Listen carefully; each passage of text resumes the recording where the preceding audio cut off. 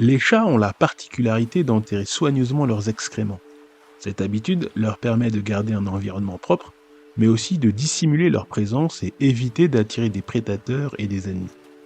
De son côté, la direction des témoins de Jéhovah, la Watchtower, efface discrètement ces vidéos sur la pratique controversée de l'excommunication. Alors que les chats agissent par instinct naturel, sans réfléchir, se pourrait-il que la Watchtower cherche stratégiquement à supprimer des preuves et à manipuler la vérité et les tribunaux?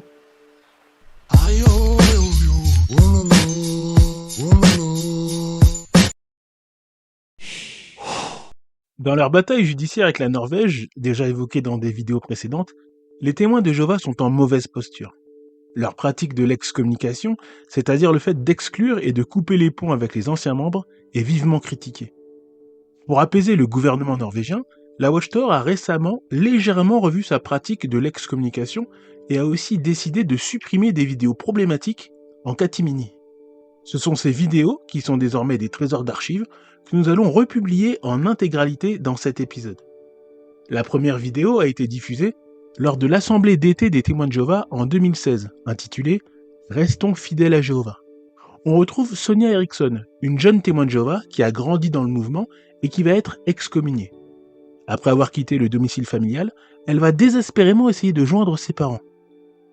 Au fil de la vidéo, gardez à l'esprit cette déclaration officielle des témoins de Jéhovah. Si une personne est renvoyée de chez les témoins de Jéhovah ou si elle choisit de renoncer à sa foi, chaque membre de la communauté décidera selon sa conscience religieuse des contacts sociaux qu'il aura avec cette personne. Fin de citation. Ça fait tellement de bien d'être avec sa famille et ses amis. Je profite de chaque instant que je passe avec les frères et sœurs de ma congrégation. Avec mes enfants, on est maintenant très heureux. Mais ça n'a pas toujours été le cas.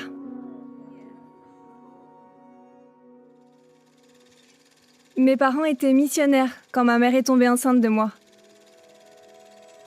Papa et maman étaient très zélés, et pour tout le monde, ma vie était toute tracée, j'allais faire comme eux. Et pendant un temps, c'est ce que j'ai fait. J'étais cet enfant modèle qu'on citait toujours en exemple. C'est sûr, être sous les projecteurs m'a donné une grande confiance en moi. Mais ça m'a mis aussi une énorme pression. J'avais le sentiment que tout le monde m'observait en permanence et que je n'avais pas droit à l'erreur.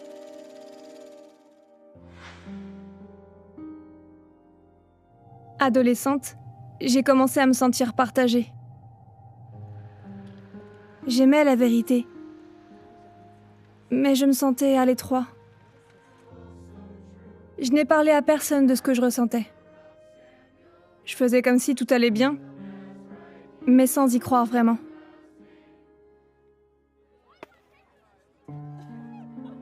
Je trouvais que les autres avaient beaucoup de chance.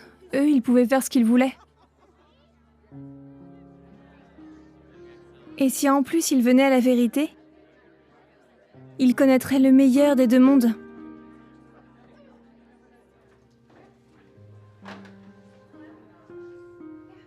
Je pensais que les choses iraient mieux une fois mon diplôme en poche.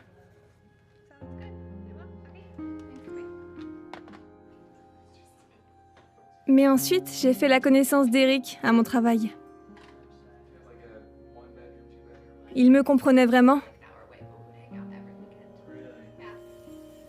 J'avais de la valeur à ses yeux. Et je l'aimais. Je l'aimais. Je me sentais enfin libre. Et pour la première fois de ma vie, je pouvais faire tout ce que je voulais. Notre relation est vite devenue plus intime. Au début, je me suis sentie coupable. Mais après, je me suis dit que c'est ce que font deux personnes qui s'aiment.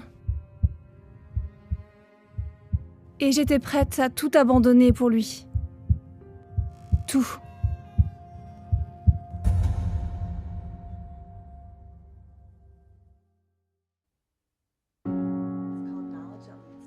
Avec le recul, je me rends compte que mes parents ont fait de leur mieux pour bien agir.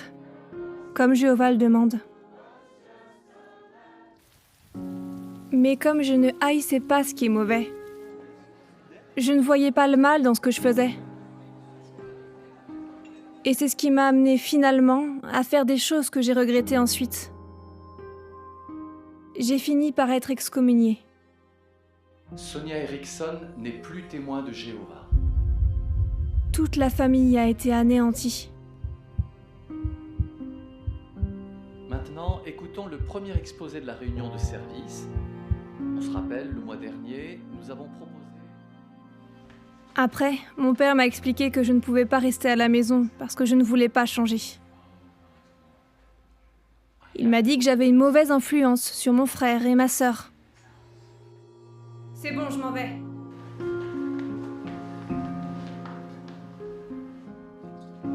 J'étais bien décidée à faire ce que je voulais. Et quand j'ai quitté la maison ce jour-là, je ne pensais qu'à Eric. Je voyais bien que mes parents souffraient, mais ça ne me faisait rien.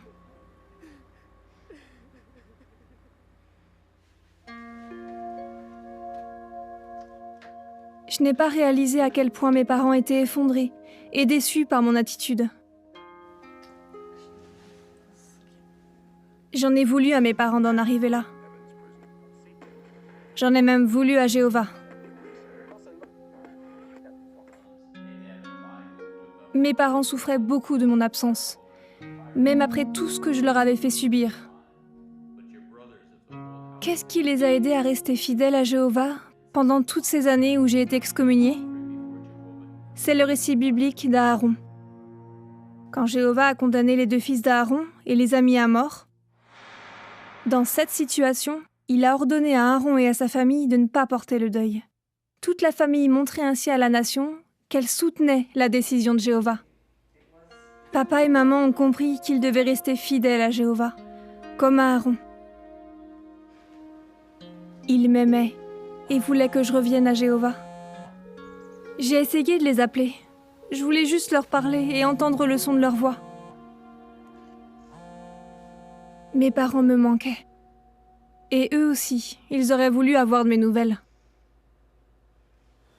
Mais ils savaient que s'ils avaient fait un pas vers moi, ne serait-ce qu'un petit pas, pour savoir comment j'allais, ça m'aurait suffi.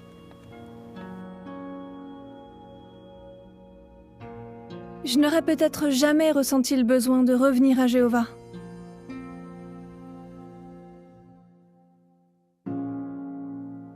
J'ai été excommuniée pendant plus de 15 ans. J'ai 2 enfants, et en les voyant grandir, j'ai réfléchi à leur avenir. Plus ça allait, et plus je voulais revenir à Jéhovah et à la congrégation. Mais je ne m'en sentais pas digne. Un jour, 2 anciens sont venus me voir et m'ont rappelé avec beaucoup de douceur que Jéhovah voulait que je revienne à lui. Ils m'ont lu Psaume 86, verset 5, qui dit que Jéhovah est prêt à pardonner. Toute la journée, j'ai repensé à ce verset. Jéhovah est prêt à pardonner. Alors j'ai décidé d'aller à la salle du royaume pour la première fois depuis longtemps. Les remords sont salutaires. Ils peuvent nous inciter à corriger nos erreurs. Je me suis rendu compte à quel point je m'étais éloignée. J'étais déterminée à faire ce qu'il fallait pour revenir à la congrégation. Environ 1 an plus tard, on a annoncé à la congrégation ma réintégration. Sonia Eriksson a été réintégrée parmi les témoins de Jéhovah. J'étais si heureuse.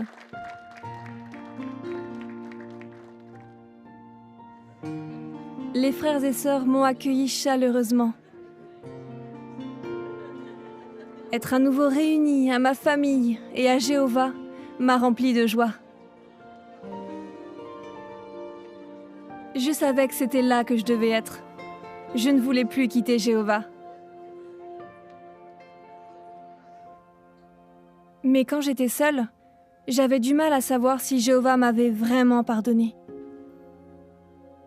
Une fois, j'étais tellement perdue que j'ai appelé mon père à l'aide. Il il m'a réconforté avec les paroles d'Isaïe 1,18. Jéhovah dit que nos péchés, qui sont comme l'écarlate ou l'étoffe cramoisie, deviendront blancs comme de la neige. Ensuite, mon père m'a rappelé le récit de Manassé. Manassé fit sur une grande échelle ce qui est mauvais aux yeux de Jéhovah pour l'offenser. Il a même sacrifié ses fils parce qu'il pratiquait le faux culte. Finalement, Manassé s'est sincèrement repenti et Jéhovah lui a pardonné. Ce récit m'a beaucoup touchée. Maintenant, je dois être prête à me pardonner à moi-même. Si Jéhovah a bien voulu pardonner les péchés de Manassé, alors qu'ils étaient si graves, c'est sûr, il m'a aussi pardonné. Quel bonheur de comprendre que Jéhovah nous pardonne largement. Et maintenant, je suis vraiment heureuse.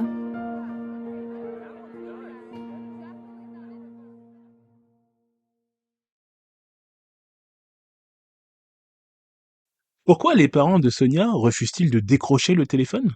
Est-ce un choix de conscience personnelle ou plutôt l'obéissance aux règles strictes de la Watchtower?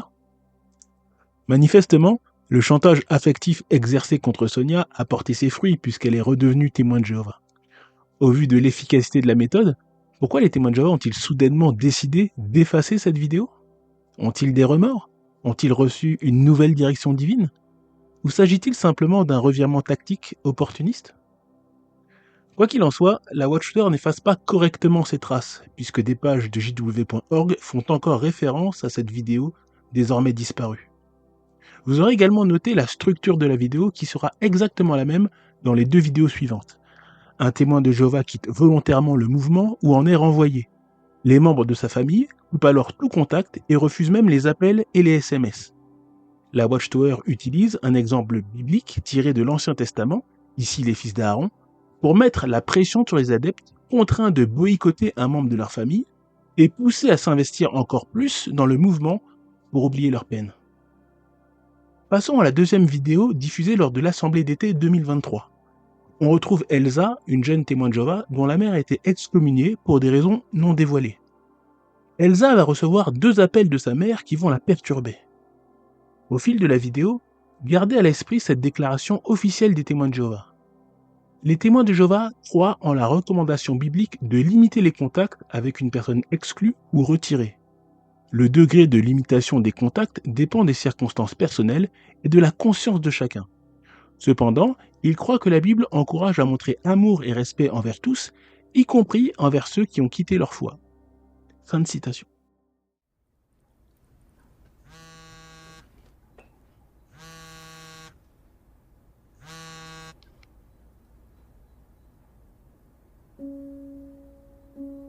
Mom's disfellowshipping still feels so raw. Elsa, please speak up. I miss you so much. I just want to hear your voice. It's such a struggle. I miss her.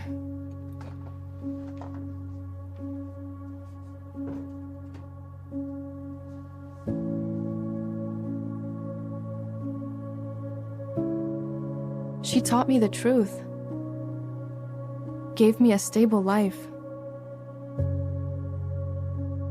She was my closest friend.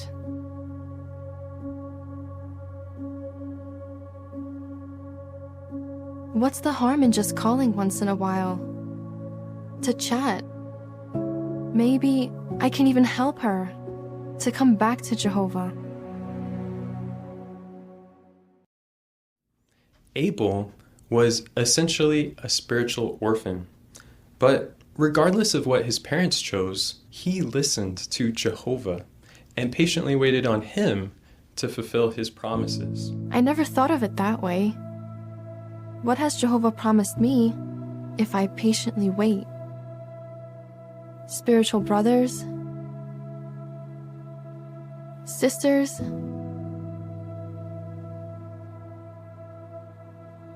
and mothers.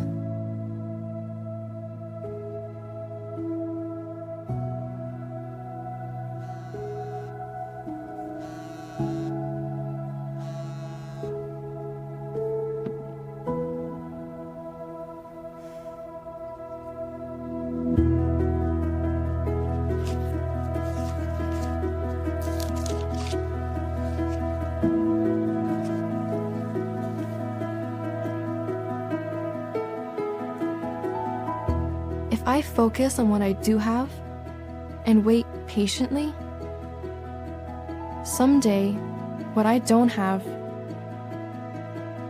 may even come back to Jehovah.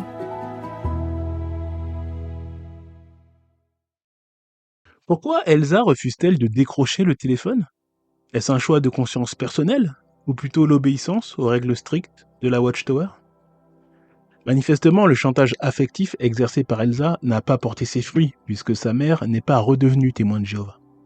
Mais Elsa a suivi les consignes claires de la Watchtower en refusant de répondre aux appels de sa mère. Ce coup-ci, c'est l'exemple d'Abel dans l'Ancien Testament qui est utilisé pour justifier cette décision.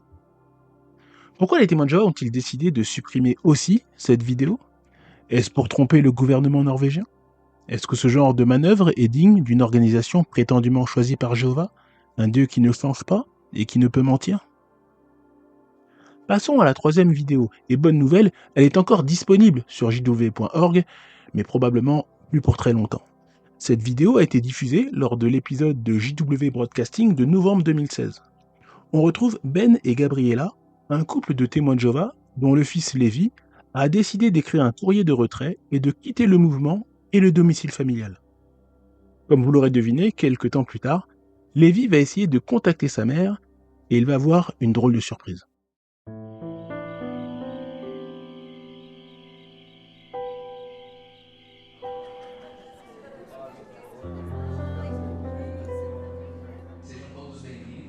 Je m'appelle Gabriela.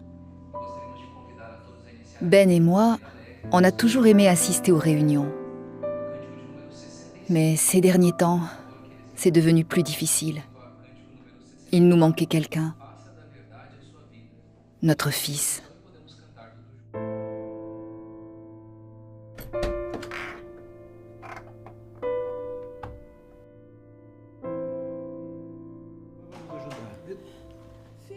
C'était comme si on regardait un film qui racontait la vie d'une autre famille.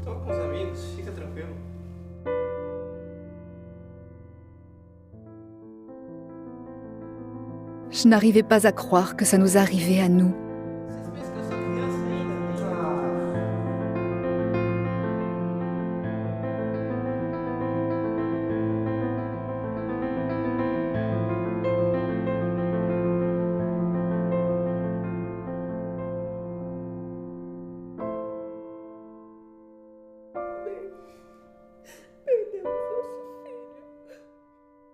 Agora temos um anúncio que será feito pelo nosso irmão José Luiz.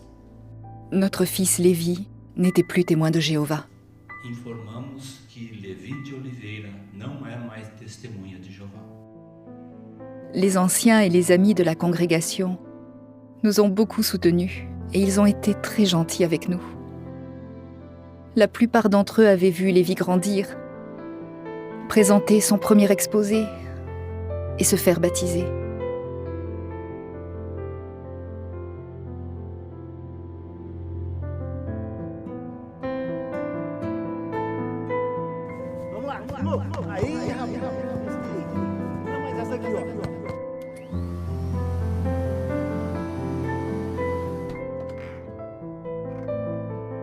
J'étais partagée. D'un côté, j'en voulais à Lévi d'avoir quitté Jéhovah. Mais d'un autre côté, je m'en voulais encore plus. J'avais le sentiment qu'on n'avait pas fait ce qu'il fallait avec lui. Je n'arrêtais pas de me demander ce qu'il faisait. Est-ce qu'il allait bien ?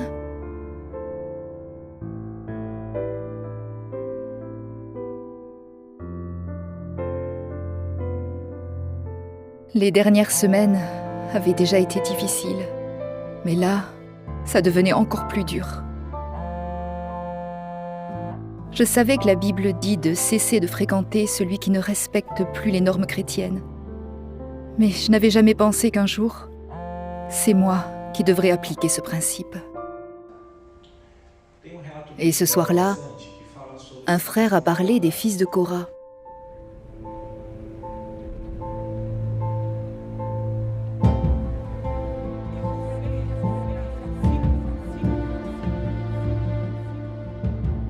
Jéhovah a montré qu'il se servait de Moïse pour diriger son peuple, et pas de Korah. quand le peuple a dû s'éloigner des tentes des rebelles, qu'allaient faire les fils de Korah? Leur fidélité à leur famille serait-elle plus forte que leur fidélité à Jéhovah?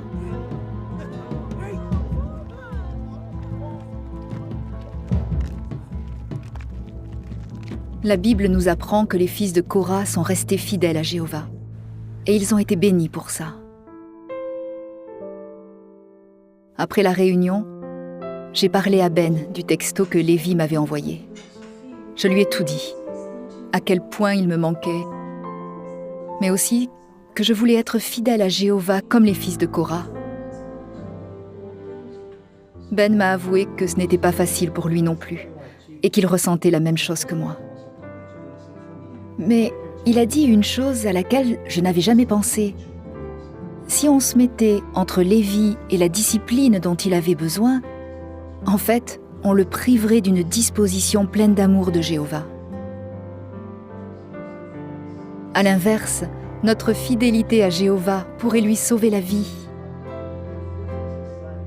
Nous avons décidé de continuer de faire confiance à Jéhovah et de lui rester fidèles.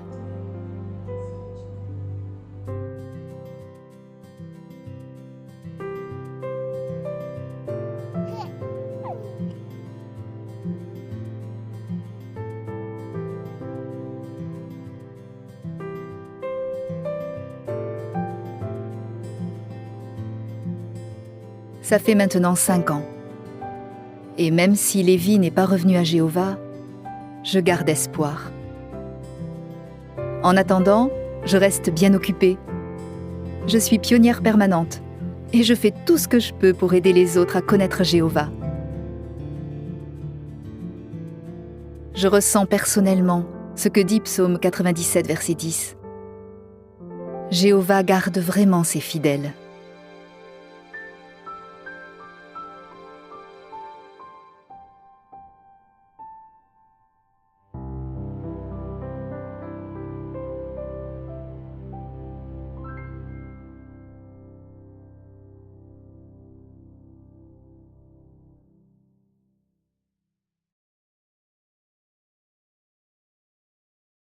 Pourquoi Gabriella refuse-t-elle de répondre aux SMS de son fils unique?